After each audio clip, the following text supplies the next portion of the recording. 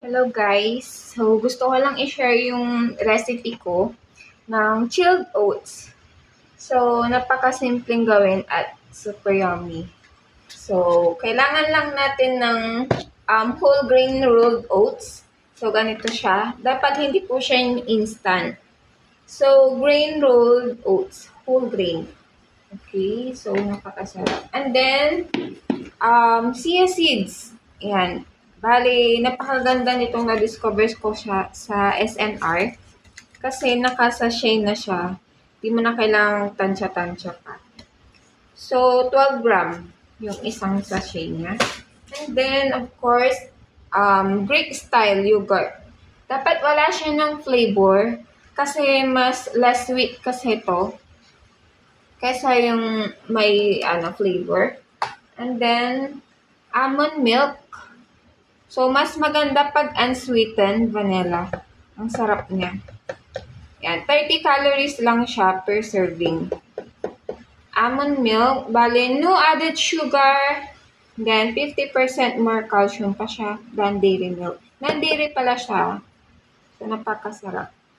And then, okay, so ganito lang siya. Baka lang ng hindi na kailangan iluto to, i-ref lang natin kasi chilled oats. Yan. Sa akin kasi is 4 na tablespoon. Okay na to sa akin. 4. And then, mas maganda kung meron yung jar na clear jar siya para mas masarap tingnan. Lakas ako nun eh. And then, itong chia seeds.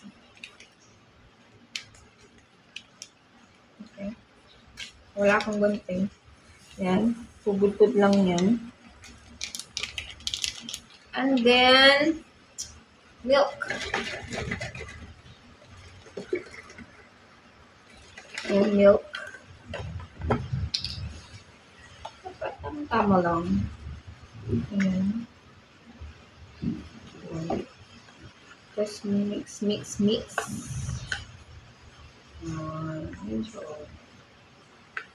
And then, lagay natin itong yogurt. Siyempre ito, hindi mawawala. Dapat dilaan ito. Sayang eh. Mahal yan. Okay, and then,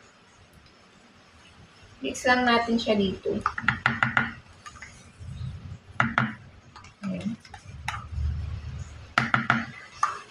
Roll.